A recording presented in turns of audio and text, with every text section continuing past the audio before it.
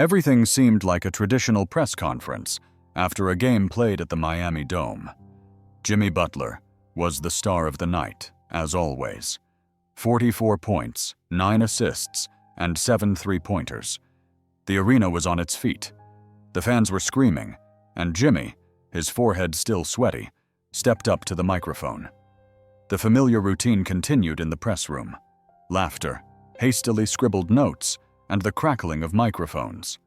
Eric Monroe, the team's press officer, looked to his right as usual, then glanced at his watch and said, "Guys, we have 15 minutes.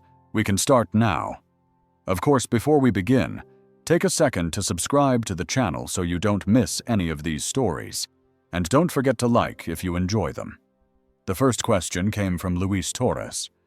"Jimmy, in the third quarter, you scored 3 consecutive three-pointers from 10 meters away.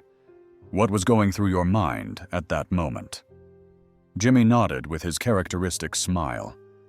"Of course there was rhythm, bro. Sometimes the basket looks so big that whatever I shoot goes in.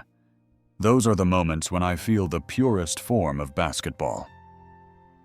Nathan Park immediately chimed in. "You had extraordinary harmony on offense today. Was that something you worked on beforehand? Or did it just happen during the game?"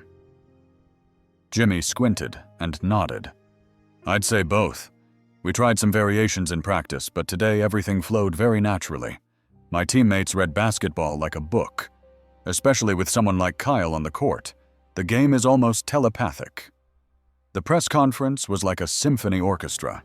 Everyone was professional. Everything was under control.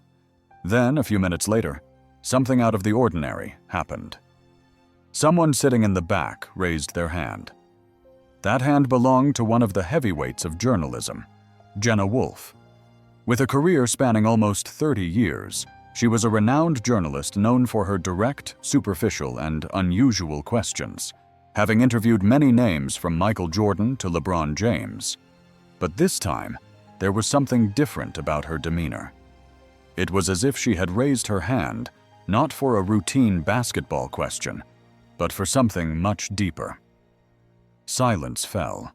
The light-hearted jokes and casual banter that had been floating in the air until then suddenly gave way to curious glances directed at her.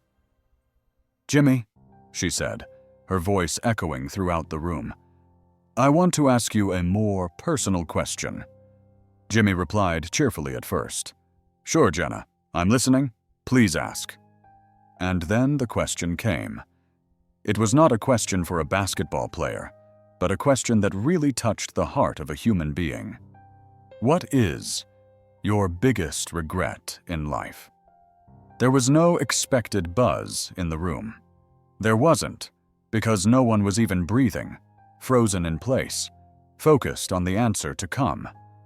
Jimmy looked first from Jenna's eyes to the camera, then to his hands. His smile was gone. In its place was bewilderment, introspection, and a pain that had been suppressed for years. At that moment, the interview ceased to be an interview and became a human experience. The cameras were still rolling, of course, but this time they were not capturing statistics, but a soul. It was as if Jimmy Butler was no longer sitting there. He had already left years ago. Only his body remained. For the first time, the sound of the camera shutter was clearly audible. It was as if pens had no space to write and phones had never been invented. No one was even looking at their phones. Everyone was eagerly waiting for the first words to come out of his mouth. For a moment, Eric Monroe wanted to intervene. But when he saw the sharp determination in Jimmy's eyes, he decided to back off. Jimmy bowed his head, clasping his hands together. He took a deep breath. The clarity of his decision was evident in his eyes. This would not be just an answer. It would also be a confession. Jimmy Butler took a deep breath. He had no piece of paper to read from, no speech prepared for that day. All the cameras were still rolling. Finally, there was only one transparent truth in the room: pain and words that had not been said in time. "My biggest regret in life," he began, his voice coming out very softly at first. As if he were hearing this question for the first time, he repeated it, savoring the pain he felt with every syllable. Everyone in the room already knew that he was about to reveal not just a sentence, but a part of his life. Not spending more time with my grandfather, Walter Butler. These words instantly changed the atmosphere in the room. It was as if the room they were in had been transformed from a press room into a memory book. Jimmy's voice began to tremble, but he continued without stopping, because he didn't want to go back now. Jimmy's eyes were fixed on an object next to him. He passed away 3 years ago, during the 2021 playoffs, he said. At the time, I was completely focused on the games. Every day, I had hours of training, video analysis, studio meetings, and more. All I could think about was winning the championship. At that moment, Gabriel Chen slowly lowered the notebook he was taking notes in. He was a sports reporter with 15 years of experience, but it was the first time he had seen someone behind the microphone appear so fragile. My mom would call me once a week. "Jimmy," she would say, "it would be so nice if you stopped by to see your grandfather. Because he always asks about you. When are you coming?" And I always gave my mother the same answer. "I promise you. After the playoffs, the first thing I'll do is come there." Jimmy's voice was becoming increasingly hoarse. He brought his hands to his mouth and took another deep breath. The silence in the room continued, but now it was born out of respect for the giant man. My grandfather lived in Tomball and was 86 years old. His health had been deteriorating day by day lately, but I kept putting it off. "I'll come after the finals. We'll go fishing together. We'll chat. We'll even watch the games you couldn't watch together," I kept saying. "Always later." Jimmy bowed his head again. His knees were shaking. He couldn't hold back his tears anymore. "Our last conversation was on the phone," he said in a low voice. He had watched the Lakers game and wanted to talk to me about a play. He always watched my games, never missing one if he could. And he always made technical comments. That night he said to me, "I'm proud of you, son. I wish your grandmother could have seen this. She would have been so happy," he said. Then, Jimmy cleared his throat. His voice was breaking, but he continued with the deep confidence that comes with honesty. Then he said to me, "Come see me as soon as the season is over. I have some stories to tell you about our family." His grandfather's words echoed deep inside Jimmy and never left him. It was as if he had returned to that night. I said, "Of course, Grandpa. We'll have plenty of time after the playoffs. I have to go now, but I promise I'll come right away when the season is over, and you can tell me whatever you want, and I'll listen to you." But that season never ended, because before it did, Walter Butler passed away. The tears streaming down Jimmy's cheeks had formed a path on his cheek. "My grandfather died 2 days later," he said simply. His voice was so thin it was almost a whisper, but its effect was anything but subtle. It felt like a fireball had dropped into the hearts of nearly everyone in the room. Richard Adams, a 40-year veteran reporter for the Associated Press, could feel the lump in his throat growing clearer. He had covered dozens of championships and dozens of interviews, but he had never felt this way before. He had a heart attack. It happened in his sleep. My mother called me at 5 in the morning. She was crying on the phone. As soon as I heard her crying, I knew. She didn't even have to say anything. Jimmy Butler carried this scene with him for years. He had spoken in front of microphones thousands of times, of course, but none of them were as personal or as family-oriented as this. I went to the funeral. Dozens of people who knew and loved him had gathered there. They shared their memories and stories about him. I learned from them how wise he was and how generous he was. But I realized that I was the one who knew the least about him. I was his favorite grandchild. But I was also the one who knew him the least. No one in the hall could move. There were no camera flashes or cell phone sounds. It was as if everyone had frozen in that moment. Everyone seemed to be left alone with their regrets. Jimmy Butler continued, "Yes, the thing that hurt me the most was that we never had that second conversation, that I'll never hear the things he had to say, that I never got to tell him I love you. Because I always had to be Jimmy Butler, the great basketball player." These words touched not only Jimmy, but everyone in the room. For a moment, everyone thought about their own lives, about their own postponed goodbyes and missed phone calls. Owen Bryant looked around. Many of his colleagues had tears in their eyes. Some had their heads bowed, others seemed lost in thought. Because this story was no longer just Jimmy's story. Tyrone Jacobs from ESPN was the first to break the silence with his soft voice. He cleared his throat twice, leaning his head forward slightly. "Jimmy, thank you so much for sharing this with us. I lost my father last year. I know exactly how you feel, my friend." The atmosphere in the room changed instantly. It was no longer a press room, but a place where people with shared grief had gathered. Jimmy looked at Tyrone and saw sincere gratitude in his eyes. "My condolences," he said in a low but clear voice. Tyrone blinked and continued, "I always put it off, just like you. I'd say, let's talk after the season. But when the season ended, there was no one left to talk to, just like you said." These words deeply affected everyone in the room. Some bowed their heads, others leaned back and remained silent. Yes, the words had become personal to everyone. Rachel Clark, sitting in the front row, raised her hand. "Can I say something off the record?" she asked, turning to both Jimmy and press officer Eric Monroe. Jimmy immediately nodded. "Of course," he said. In this new atmosphere of intimacy, it was no longer questions but sharing that took center stage.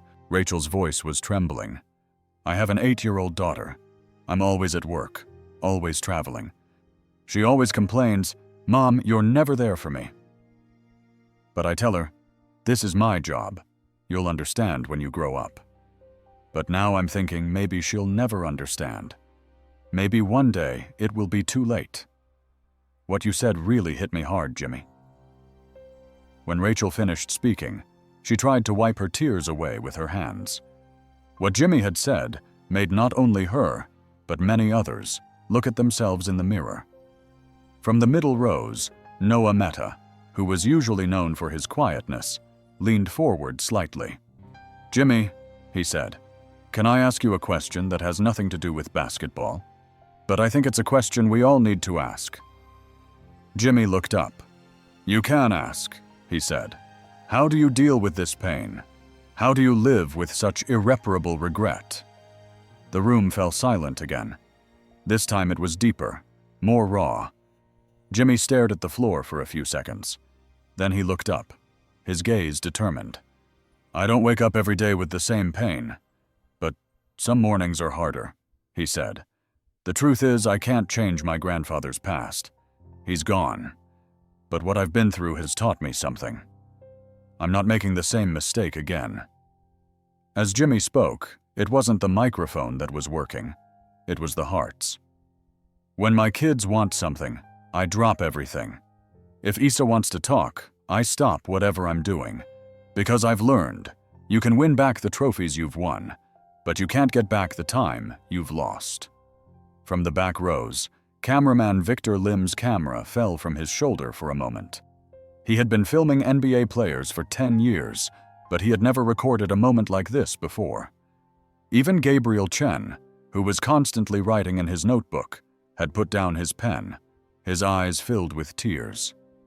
This time, Jenna Wolfe broke the silence. "Jimmy," she said, her voice low but clear, "can I say something? I want to share something this time." Jimmy nodded. "Sure, Jenna." "My mom lives in Ohio. She's 72 years old. I haven't called her in 3 months. It's always work, always rushing around. But what you just said, it hit me hard. I do the same thing. I always say I'll call later, but maybe there won't be a later." Jimmy looked at Jenna. "Then call her today." he said slowly. Not tomorrow. Today. Because sometimes a phone call can prevent a lifetime of regret. The words echoed around the room. Now everyone was part of the conversation. It wasn't just Jimmy's regret. It was a moment when everyone in the room looked in the mirror. Finally, it was Richard Adams's turn to speak. With decades of experience, he had watched thousands of athletes over the years, but he had never seen such honesty, such a transformation. Jimmy, have you ever shared this with the public before? Jimmy shook his head. No, never. This was inside me. Only me and God knew. Then why share it now? Jimmy looked around, at the faces in the room, the cameramen, the reporters, the professionals struggling to hide their tears under the lights. Because I realized something, he said. Holding this pain inside would be a betrayal of my grandfather's memory. If my regret can prevent someone else from making the same mistake, maybe this pain has meaning. With those words, the room fell into a deep silence once more. But this silence was no longer sorrowful. It was transformative. And so Jimmy Butler turned an interview into an emotional confrontation. Everyone there at that moment was listening not only to the regrets of an athlete, but also to the fractures in their own lives. And this transformation did not remain confined to the room. In the hours following the interview, the video of Jimmy's speech began to spread rapidly on social media. Headlines, quotes, and comments poured in. But this time, it wasn't numbers, statistics, or analysis that dominated the headlines. It was the heartfelt voice of a human being. The hashtag #JimmyButler trended worldwide on Twitter, and thousands of people began sharing their own regrets, conversations they had put off, and thoughts about loved ones they had lost. We were going to go fishing with my grandfather for the last time, but he had a heart attack the next day. I only got to tell my father, "I love you," once, and that was over the phone. Comments like these revealed just how universal the emotional space Jimmy had opened up really was. The faces of the reporters leaving the press conference were still visibly moved. Some of them silently grabbed their phones before getting into their cars. They weren't calling an editor or the news desk. Some were calling their mothers, some their daughters, some family members they hadn't seen in years. Because a sentence spoken there had triggered an unexpected awakening in many of their lives. Not tomorrow. Call today. That night, Rachel Clark from Sports Illustrated canceled her scheduled interviews and picked up her daughter early from school. She took her to an ice cream shop where they sat face to face for the first time in a long while. Rachel's story, which had been impossible to write for days, was postponed.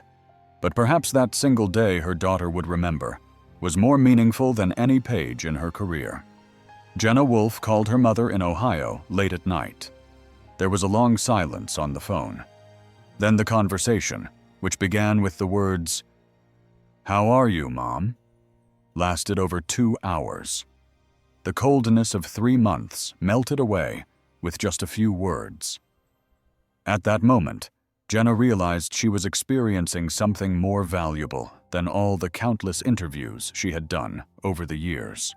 The next day, the sports pages were filled with headlines that went beyond the usual scores. Headlines like Jimmy Butler's emotional confession, a star, a grandchild, a regret, and Where Time Cannot Be Turned Back Family sought to connect with readers. There were no statistics in these stories, but there were feelings. Eric Monroe, the organizer of the press conference, sent an internal memo to the club's management evaluating the night. It read, "What happened today was not planned. It was uncontrollable. But it might have been the most authentic press conference we've ever held. Jimmy Butler wasn't just a star in front of the cameras. He was a human being. This touched not just us, but everyone who watches sports." Even the NBA's official social media accounts felt compelled to share this emotional moment. The video was accompanied by a special graphic. In the middle of Jimmy's speech, dedicated to his grandfather, the following sentence appeared: "You can win back the trophies, but you can't get back the time you lost." This post didn't just impact sports fans. It resonated with the general audience. Families discussed it over dinner. Some teachers incorporated Jimmy's speech into their lesson plans. Psychologists shared posts on social media emphasizing the importance of not suppressing emotions. And perhaps the most impactful transformation came from other athletes on the field. The next day, many players wore black ribbons on their uniforms during their matches. At press conferences, several players spoke about the impact Jimmy's speech had on them. One of them was Marcus Smart. "I watched Jimmy's speech last night. I called my mom early this morning. I messaged my cousin, whom I've been estranged from for a while. I've been putting it off. But he reminded me that I needed to call today." Jimmy, however, observed all these developments in complete silence. Perhaps he had found some relief from the weight he had been carrying that day. He did not make any special statements after the interview. He only responded to a few questions asked as he entered the club building with the following statement: "I just broke down a wall inside me. If those broken stones paved the way for others, then I am happy." This simple answer showed that even his silence now spoke volumes. Because Jimmy Butler's name was no longer associated solely with his basketball performance, but also with the impact he had on people's lives. For Jimmy Butler, that day was not just a press conference. It was a moment when his priorities in life were reordered, and the burden he had been carrying for years was lifted. Until that day, he had been an idol to millions, known for his points on the court, the records he broke, and the games he won. But now, people were beginning to see him in a different light, as a human being, as a grandson, as a father. A few days later, the club held a promotional event and handed Jimmy the microphone. The crowd was large again, but the atmosphere was different. The cameras were ready. The journalists had taken their places. But this time, what was expected wasn't game statistics or tactical explanations. Everyone wanted to know how Jimmy felt and how his life had changed after that speech. When Jimmy took the microphone, he didn't start with his usual smile. His eyes weren't on the field, but somewhere much deeper. "Sometimes," he said, "you learn life's greatest lessons not from games, but from silence." Everything I said that day came straight from my heart. It was like a promise I made to myself never to make the same mistakes again. The speech was brief. There hadn't been much need for words since the interview, but one sentence he uttered made headlines the next day. "The true legacy isn't the trophies you win, it's the people you touch in your life." This sentence spread quickly, especially among young athletes. Team coaches began reminding young players of these words before practice. Some colleges posted them on bulletin boards. Several basketball academies even launched special programs encouraging players to spend time with their families. Jimmy's relationship with his family also changed after that day. The time he spent with his daughter Issa was no longer just at the playground. It was filled with moments of reading books together, listening to music, and simply being silent. He started meeting his mother face to face every week. He didn't settle for just a phone call. He visited his grandfather's house in Tomball a few times alone. He sat quietly, sitting on a bench and looking up at the sky. Perhaps without expecting an answer, just an apology. Later, he launched a charity campaign. In this campaign, which he named Give the Gift of Time, people began filming short videos of themselves visiting their elders and sharing them online. Thousands of people shared moments spent with their mothers, fathers, and grandparents under the hashtag Time with Loved Ones. It became more than a social media trend. It turned into a movement to remind people of the importance of spending time with their loved ones. Many journalists who attended the press conference described that day as one of the turning points in their lives. Tyrone Jacobs returned to the newsroom after that day and wrote his first personal article about his father. Rachel Clark promised to make time for her family and has remained true to that promise. Jenna Wolfe became one of the teachers who used her speech as a lesson, as there is no narrative as powerful as real-life experience. At its end-of-season awards ceremony, the NBA decided to award Jimmy Butler the Humanitarian Award. This was the first time the award had been given out. The reason was explained as follows: "We are honoring the stance of an athlete who, beyond professional success, has touched the human spirit."